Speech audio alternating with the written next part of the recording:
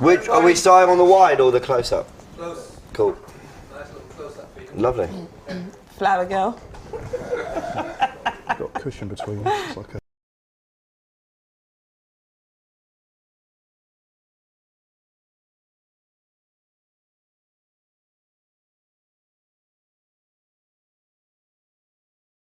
Welcome back to AFTV, guys. Welcome to the Starting 11 show. It's the last one of this Premier League season, of the whole season for Arsenal. It's Arsenal in 5th place. It's Arsenal hoping for a miracle at Carrow Road if we have any chance of securing top 4. But of course, we need to do our job. And talking of doing our job and talking about the Starting 11 and what's to come, I've got lead judges in the house. Welcome. I've got Julian as well. And I've got Charlie. Welcome, guys. How are we feeling? Are we just in a good mood because the sun's out and we get to watch the Arsenal? Is anyone sitting here with a little bit of hope, a little bit of... I'm sitting here with a lot of hope. Okay, that's the hope side of the room. Yeah. And the deluded side. That's called the Thai couch, that is. It's called the what? Thai couch. Thai Deluded. couch, okay. Deluded couch. Call This up is what you like. Yeah. Hopefully we will be deluded. This is the one at with the the more sensible people. Unfortunately, James is on it, but this is the one. He's very sensible. Yeah, he is, Evans. Yeah. right, let's just get on with this because I can't have this. Right, Lee. Yeah. The season. What's it about today? I know there's this outside chance, very slim. I know we're hoping for a bit of a miracle down at Carrow Road, but what's this about for Arsenal? You know, on the assumption that it's likely not going to happen for us. What's today about for you? Well, it's always been about, isn't it? Really, like, you know, we've made money this season. We've trimmed the squad down. You know what I mean? Everybody's happy. Arteta's got a new deal. He's actually saved money on the transfer, got money back himself, and lost a load of money in the Champions League. But everybody seems to be happy about it. Listen, I'm not happy after the capitulation. Listen. To lose to Spurs as we did, I still haven't got to get over that. To lose to Spurs as we did, humiliated, and then put in that performance on Monday night. I still, there's only one thing today will make me go into next season forgiving him and being more positive. And what was that? The Canaries win. And Arsenal win. That's the only. And I'll tell you something about Mikel Arteta. I've said it all along about this bloke, right? He is the most luckiest. I've said it all along. He is the most luckiest bloke in the world. If anybody can do it, Mikel can do it. You know what I mean? Because he I'll tell you. Julian, what's today about for you? Are you coming to this side of the couch then now? No. Well, I think everyone talks about this word miracle. Now, I'm not a religious person, but I don't think that Spurs losing an away Premiership game is quite on the same par as Jesus turning wine into water or Moses parting the Red Sea. You know, from what I'm saying, they were true miracles. Spurs losing an away game, yes, it's improbable when you look at what Norwich have done. I mean, I spent this morning looking at Norwich's results, trying to find a positive out of it. So you're still looking now, eh? I'm still looking. I didn't realise how poor they'd actually been. They have they're bottom of the league, Julie. There's an indication yes, there. but there's quite often games where teams turn it around and they pull a shock. They might come bottom of the league and beat Chelsea or beat a Man United, beat one of the top teams, a Man City or a Liverpool or even an Arsenal or a Spurs. But I looked at Norwich's results and the best I could find was a 3-0 victory against a 10-man Watford team. So, looking at the negatives, it's looking particularly unlikely, but then the law of probability might say that they're due a good performance, and it could be now. And Spurs, you can never rely on Spurs to be consistent. It could happen. I'm not going to say that it's probable. It's definitely not probable. I'm not deluded. Promise you, I'm not deluded. But it's a possibility. And as Lee said, Mikel is a lucky manager. I mean, he looks how he looks. He's played at the top level. He's got that Arsenal job. It could happen. The most frustrating thing, and the thing that could really turn the fans against him, would actually be a Norwich victory and Arsenal only get a draw and don't perform. Yeah, that could be the worst case scenario. That is absolutely the worst case. Yeah, that's a great. Actually, Norwich do their job, and we don't do ours. Yeah, that would be. And then you're sitting there thinking, carnage. Yeah. I mean, we talk about how bad Spurs went, the Newcastle performance, Charlene, but that would be just the icing on the cake. Mate, it's that a will pretty just- horrendous cake. That would just top it off. And Everton are safe now, you know, they're out of the relegation battle. So realistically, we have to beat them. So, yeah, I just can't imagine not. Does us a little bit of a favour that Everton got the job done. A really good turnaround from 2-0 down against Palace. And maybe an Everton now, they're not going to be on the beach. If anything, they might be on a bit of a high after some, wins in the last month or two. But definitely an Everton that's not going to be playing with that same... Maybe there's a weight off their shoulders, you know what I mean, Lee? Yeah. There's a bit of a... They're going into this thinking, thank God we don't need to get a result at the Emirates. Yeah, listen, they would have put a lot of emotion into that Thursday night. The work, don't forget, went down to 10 men the game before. Put a lot into coming back in that second half. I think maybe a couple of players that were probably struggling with injury will be given a rest now. Ultimately, they've done their job, and it's, they still want to come here and win, of course, but that little edge has just gone from a little bit. And I think the same with us, really. The edge has gone from us. I expect us to put in a good performance today because the pressure's off. Yeah. I think in the last couple of games, pressure on, we haven't been able to deal with it. The manager's not been able to deal with it, if I'll be honest, with the way he's gone about it, the team tactics and selections. Is that how you feel? You feel the manager's not been able to cope with the I pressure? think the game against Tottenham, I was disappointed with the way we went out that game and played. We didn't have to win that game, and there we were going gun-ho, leaving Holding one-on-one with Song, and Cedric bombing on. It was just unnecessary. It was just, I just don't understand that, and I think when you got that for me was the game when we had 4-point lead on, and we just didn't have to win that game. I actually said in that game I had a great time going up there and in the bar, the atmosphere in there was fantastic, and I just said now I want the most boringest game of football I've ever witnessed. Yeah. And I see Arsenal pushing forward and attacking, Martinelli shutting down Lloris when there was no need for it, just the wrong tactics. And then the game against Newcastle, we sort of was a bit more cagey, and it should have been the other way round, the two games the other way round. And I just felt that,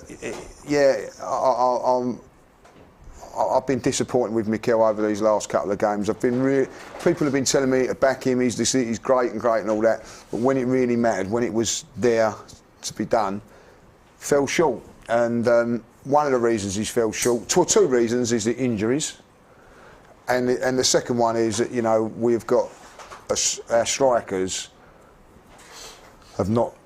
We have, 4 goals Eddie's got in 20 games. I think 1 goal Martinelli's got in 19.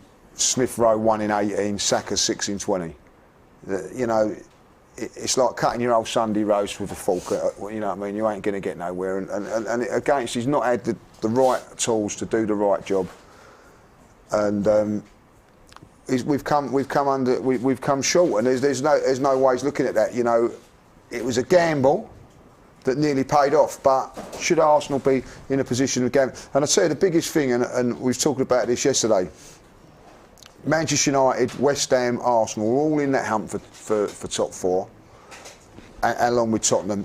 None of them, and all can be blamed, did not do anything in January. None of them.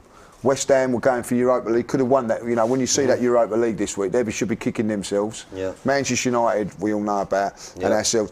The only team that strengthened in January, and they're the team that's got what we all wanted. And for that, there's a lesson to be learned. But I'll tell you what, that's not the first time we've gone to a January transfer window and not strengthened. So when are this club going to start learning from their mistakes? Yeah, it's a fair point. If you're a Norwich player, you're Teemu Pukki, he's had a good season. You're Dean Smith, you're setting up your team. Is there not a little part of you that's thinking, hold on, they think it's a done deal, and there's professional pride on the line. You don't get to that level of football without having that level of professional pride and will to win every single game.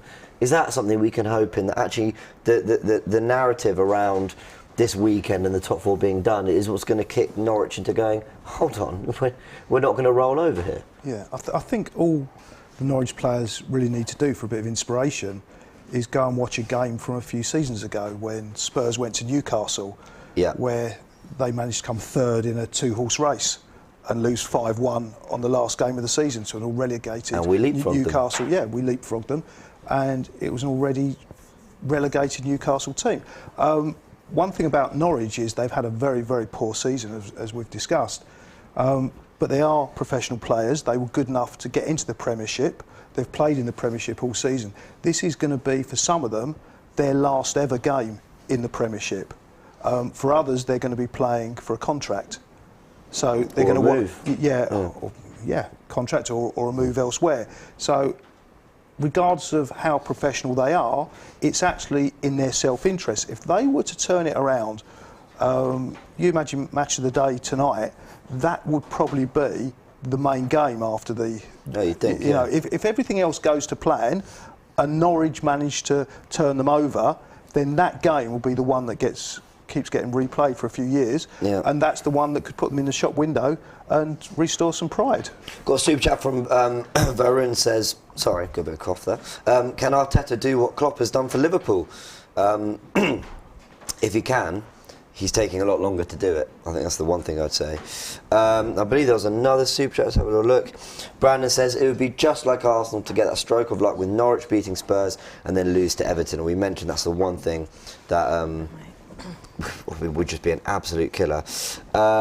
Evan with a super chat says, I'm hurting today. Yeah, because I think we went into this game thinking this is such an opportunity. And we looked at the last two games and we said 14th and 16th in the league. You know, if you can't win these two games, you don't deserve Champions League football, and that's a little bit how it's transpired. But we mentioned that there could be a late twist. I want to bring up the league table. We got it here just to remind everyone of what's kind of to be played for today. Now, at the very top of the table, Man City sit a point above Liverpool. They host Aston Villa. If Liverpool do their job, and maybe Steven Gerrard does them a bit of a favour. I mean, that would be quite some story, wouldn't it? Gerrard and Coutinho go to Man City and win Liverpool the title. That would be unbelievable. Any chance of that, you think, Charlene, Julie? Yeah, I would say Possibly. so. Yeah. I mean, again, it's the Premiership. When's your name, Charlene? He said Julian and Charlene in that order. He's on the couch with me, so you know. Ladies go first. No, go on, carry on with what you're saying. Can't remember what I was saying now. So I said ladies go first. Charlene, can Liverpool nick it? I mean, it's possible. I think it's a toss of a coin as to which one of those will win. I was trying to pinpoint which one it will be, and I don't know. It'd be one of them. It's escaped my mind who Liverpool are playing today. Liverpool's playing Villa. Wolves. No, Liverpool's playing Wolves, and that's at home. playing Villa. Liverpool playing Wolves, Man City. Okay. And Man City at home as well? Man City at home to Aston Villa. Yeah, it doesn't really matter so much about Man City at home because I don't think their ground's particularly kind of vociferous. It's not like Anfield, so I wouldn't have thought that's that much of an advantage. No, I think it is. I think the fact that they're at home will just... It's a slight advantage, but I think Anfield is a much bigger fortress than... The point in front is the key. Yeah. Because, like it is today, if you're going into the last game of the season, I remember going Arsenal, I've gone there I think a couple of times now, against Manchester United. I remember Tottenham, we needed them to do us a favour. They went 1-0 up, didn't they? Bit like today, you just knew it weren't going to happen. But you know that you've got that point in front, you know it's in your hands, you know what you've got to do. And I think that's the key, and I think that's why Manchester City, that Liverpool, I'll tell you what, the Liverpool drawing to Tottenhm has been a key in the title race because that meant that point dropped, and and also like I think for Tottenham getting that draw that day, going 2 or 3 days and then into the Arsenal game, give them a big boost. Well, it also means that a draw isn't enough for us. Yeah. We need Norwich to absolutely win. I'm just having a look at the fixtures today because the lineup's out any second now. United go to Palace. United haven't played for a couple of weeks. That'll be an interesting one. Arsenal, Everton, as we know. Chelsea, Watford. Leicester, Southampton. Brentford, Leeds. Burnley, Newcastle. City, Villa. Norwich, Spurs. Brighton, West Ham, and Liverpool, Wolves. Now the lineup should be out any second. Manchester United got a win today, otherwise, and if otherwise they could be in the conference. Yeah, absolutely. Right, the starting 11's out. Are we ready, everyone? We are ready. Ramsdale in goal. Cedric, Holding, Gabriel, Tavares. El Neni and Xhaka in midfield. Saka, Odegaard, Martinelli, and Eddie Nketiah. So Rob Holding comes in for White, who's on the bench. Gabriel fit enough to start. Cedric comes in for Tomiyasu, who we expected would probably be out. Martinelli and Keita keep their places. Smith Rowe Smith Rowe looks a bit injured on Monday. Was he on the bench? didn't look at his best. He's on the bench. So subs Leno, White, Swanson, Uladamhand, Lokonga, Patino, Smith Rowe, Pepe and Lacazette. And what's the Everton team? I'm going to find out now. But I had a feeling, we talked about it in the Predicted 11 show, me and Cecil, I had a feeling Rob Holding, who was only missing because of suspension, I didn't think he'd put both centre-backs through it. You know, Gabriel and White clearly both not at their Ben White wasn't fit. He got a lot of criticism. I felt for him, actually. He got a lot of criticism against Newcastle. Again, you know what I mean? People jumping on the bandwagon of him, like, you know, you could clearly see he wasn't fit. You could see that, and he tried to get through a game for us. Yeah. But and so, you know, you know, there's always been this culture at Arsenal that if there's got to be someone they don't like, the fans. It's been there for a very, very long time, and for some reason, like, Ben White's getting that stick now, and I don't understand why. You think so? I thought it was pretty popular. No, he gets a lot of stick. Yeah. I haven't heard anything. I thought he was pretty popular. Well, listen, I think he's generally liked, but I sort of think his mistakes get highlighted a little bit more. Highlighted. It was only the first game of the season when people claimed he couldn't head the ball. I think it's part of his price tag as well, you know, because of how much he paid for it. That's a good point. Automatically, people's expectations just go through the roof. Yeah. I think he's had a good season, Ben White. Yeah, I think so. I really agree do. as well. Yeah, I agree. really do. The Everton lineup: Begovic in goal, Iwobi. Who? Yeah, Begovic. He's the old Chelsea player, isn't he? Yeah, so they've changed their goalkeeper. I'll be honest, I'm Is not. Pickford on the clued up. bench? Nope. So he's injured. Oh, is Yeah, he injured? he's probably rested. That's an indication of how seriously they're hopefully going to take the game. Yeah. Well, he's not on the bench, which tells No, me he's he's probably injured, injured. yeah. So Iwobi at right wing back, who's been playing recently. I want to have a little chat about Iwobi actually in a bit. We'll get to that. Kenny, Holgate, Keane, Branthwaite, Davis, Decore, Gray, Calvert-Lewin, and Dele Alli starts at the Emirates. So no Richarlison, is he on the bench? Richarlison's not on the bench. He's injured as well. He's not. I I'm wouldn't not have thought he's sure. injured. I think they all went out Thursday night. Dele Alli, by the way, Yeah. played quite well when he come on. He come on when it was 3-0 at half time, didn't he? What, against Palace? Oh, okay, yeah, fair play to him. Yeah, he's not. I mean, he went. That was an interesting move, wasn't it? But yeah, that's the Everton lineup. Yeah, no Pickford, no Richarlison. We'll try to find out why that is. But as I mentioned, and I want to take it back to the league table very quickly. Tottenham sit fourth on 68 points. Arsenal fifth with 66. Only a defeat will do us any favours for Norwich at Carrow Road because they have a goal difference of 24. Ours is +9, and that is a killer. They've been able to find goals in a key part of the season where we haven't. And ultimately, to end the season with West Ham have a goal difference than us. That is a real issue that Arteta's got to address because it's not just Son and Kane. Kulusevski's been good. Conte's been getting something out of their wing backs. They've been scoring goals. They've been able to put 5 past Newcastle, 4 past Villa, and actually be a threat against Liverpool. And I think that has been the difference. And we need Norwich to hold them out and find a goal or two themselves today. If it comes down to goal difference, then we're going to be upset. But I don't think it's going to come down to goal difference. So that's really irrelevant.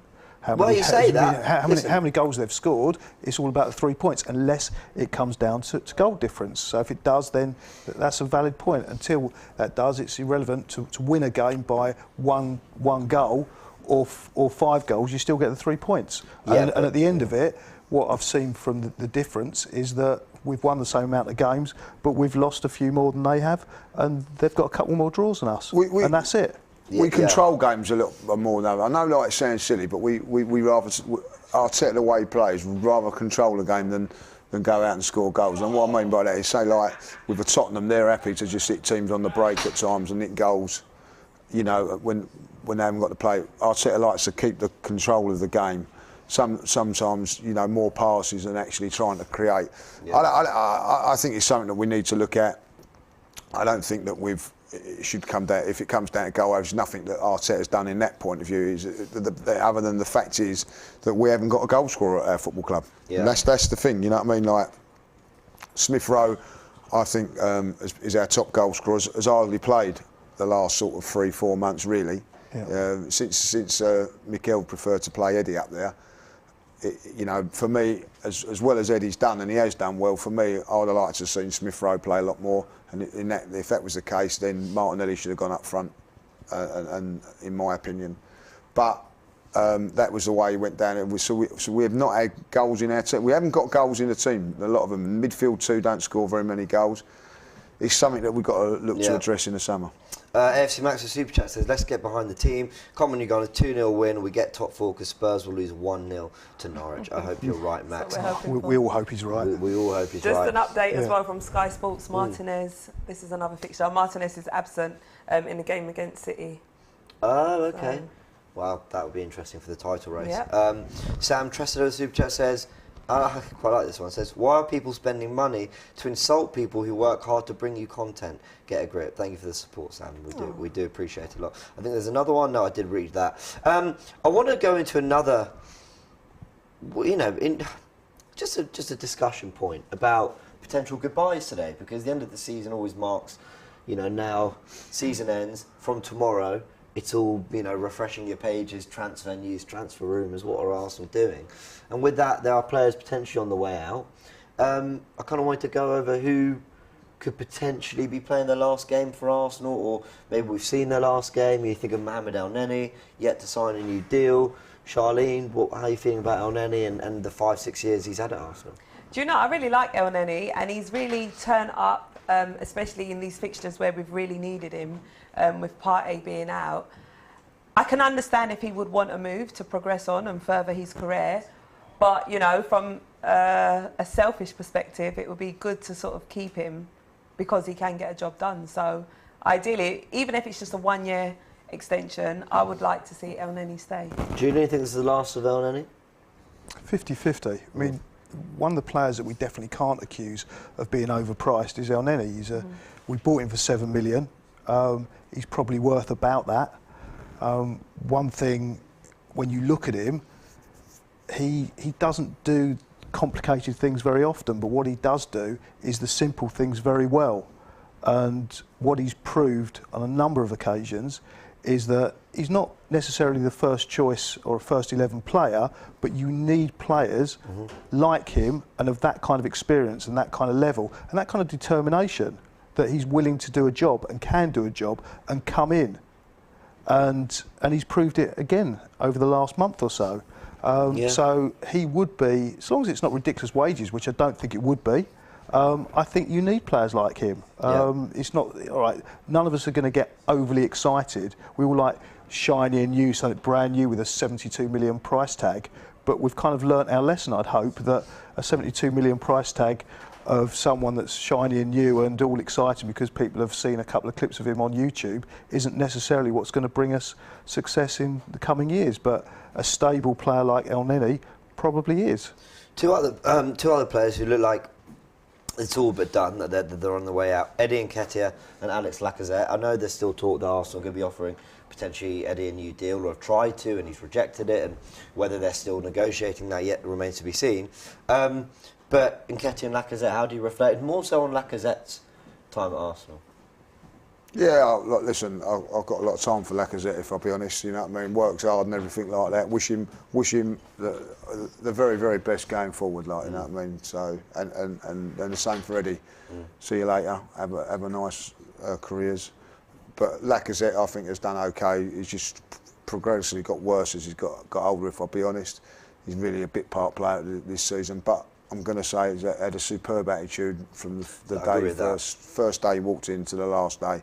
So good luck in whatever he wants to do. I think Lacazette's always been a better player than he'll kind of be remembered for at Arsenal. Yeah. I think his big issue is that he came in, Arsenal very much on the decline. He was meant to kind of be the answer to the striking problems. Giroud was inconsistent. Then we immediately bring in Aubameyang. We know Aubameyang's a better number 9 than he is a wide player. You know, then we have the whole thing with Emery, and actually Emery for a year got the best out of Lacazette when the two were up front together. Then it all went downhill for Emery. Then Arteta comes in and wants Lacazette to play this hybrid sort of, you're a number 10, but you also got to get in the box and score role. And I just think that, coupled with him just naturally, you know, aging a little bit and maybe losing that yard of pace or whatever, I just think it's just been a bad mix for him. And actually, he was, at least for those first 2-3 years, a much better player than people probably remember him for. And in a good team, I think would have scored maybe 15 to 20 league goals a season, maybe. But Arsenal have just been on the decline since then. Let's look at others, because these aren't, we don't really know what's going on. They're more hunches. Nicolas Pepe. Good boy. Yeah, that's got to be a good boy. I don't mean that nicely. I'm going to say this from that. Mikel does not rate him. He's not used him. He's underused him in this time. It's just not happening for him. If I was him, I'd be knocking on the door tomorrow. I want out. You know what I mean? Like, and good luck to him, because I don't think he's been given a chance. Well, I echo what I said about Lacazette a little bit with Pepe. I don't think it's quite the same, because I think Lacazette had real runs of form and good seasons. But I think with Pepe, you could see he's the type of player that wants to get nearer to goal, and Arteta has him hugging the touchline, and he only gets kind of 3 games before he's out. And I think there's a good player there, and we've not seen enough. But ultimately, it's just not been the right fit, has it, Julian? No, it hasn't. And you know, we talk about he hasn't had a chance, but then who would you take out the team to put him in? I mean, you can only have 11 players in. I get that. He's just not been as good as the rest of them, regardless of his price tag. From what I've seen of him, especially this season, the only time I'd want to bring him on is if we're losing. The amount of times we've seen him come on as a late sub. Remember that time at Villa? When we were winning? Awful. It was awful. He nearly, that last minute where he pulled the guy back and they had that free kick that nearly scored from. Yeah. And there's been a few occasions like that where he's given the ball away. Defensively, he's hopeless. Coming forward, he's erratic, which is good if we're losing the game. When was it? Was it the Wolves game? Wolves, yeah, the Wolves game where he came on with about 20 minutes to go. And he changed it for us. We're losing by 1 and we won by 1.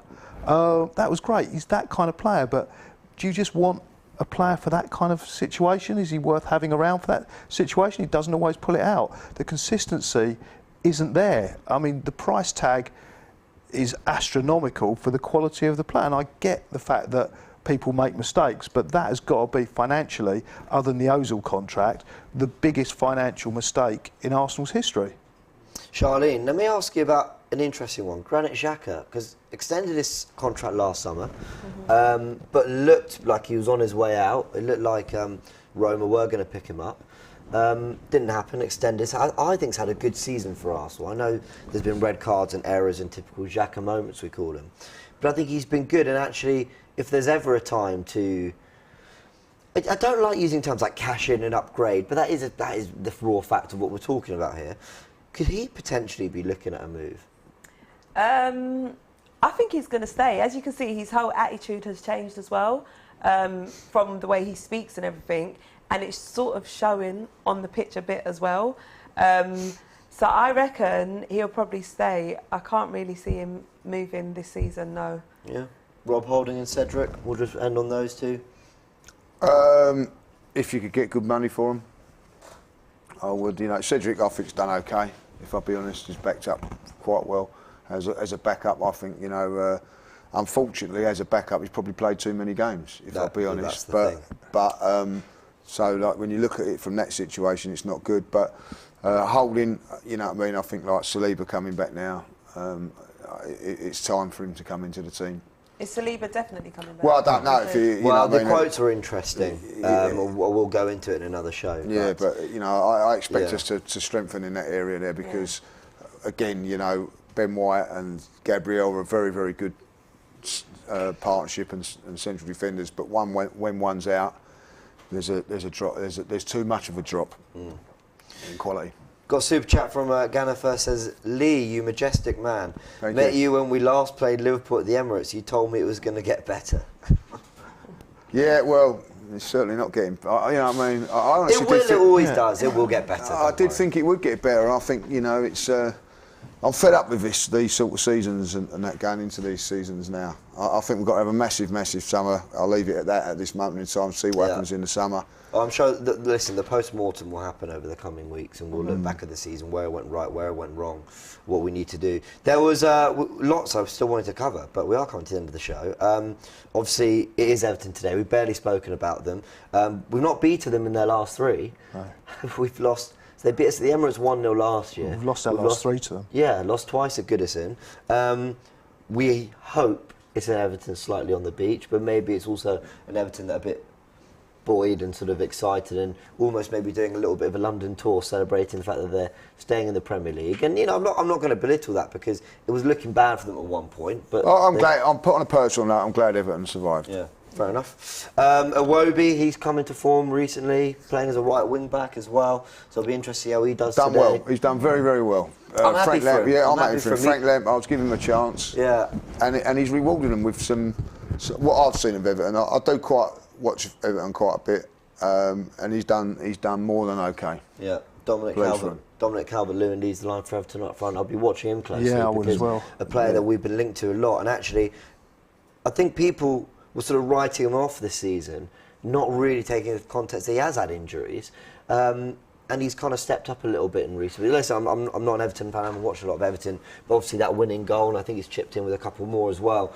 over the last month or two. You think of that assist for Iwobi when they beat Newcastle. That was a big moment. So yeah, we'll be watching him closely. Yeah. Yeah. Is he a player that excites you, that you'd perhaps He's a want? player that I think, and I mean this with all due respect, honestly, he's a player that I think every squad has room for a Calvert-Lewin. And listen, how good he is on the board or as a runner or whatever, I'm yet to kind of really fully watch enough of him to know. But that player that you win a set piece and you think, oh my God, they've got Calvert-Lewin. Yeah. And you've always got a chance, and that's how they survive. And he's still They relatively stay in the young. league. What an header that was, by the way, and we haven't got that. We lack that. But last season he was doing that all year. Yeah. Just being- I'd rather see him come on with 20 minutes to go than Pepe. Yeah. Yeah, it's a great point. Yeah. Yeah. So we'll be watching him closely. Guys, we'll round it off there. Just a reminder of the league table. City, Liverpool going at it on the final day. Who will win the title? Liverpool host Wolves, while City host Aston Villa. Gerrard and Coutinho's Villa, can they do Liverpool a favour and win them that title? Looking at the top four race, which is all we're interested in, can the Canaries and Norwich do a favour for us? They need to beat Tottenham, and Arsenal need to do their job at home to Everton. And you're right to mention, whoever mentioned Man United, they've got to, basically, they need to win. They've got to win at Palace. Yeah. If not, a win for West Ham. Takes them above them. And they are playing, Who let me West just Ham have a little look. West Ham are playing Brighton away. So a win for West Ham would take them into 6th, into the Europa League, and leapfrog Man United. So Cristiano Ronaldo in the Conference League. There you go. That would be a big story. And then, of course, the relegation battle. Burnley and Leeds, the last two to fight it out. They're equal on points. Burnley with a much better goal difference. Just have a little look at their fixtures. Burnley at home to Newcastle.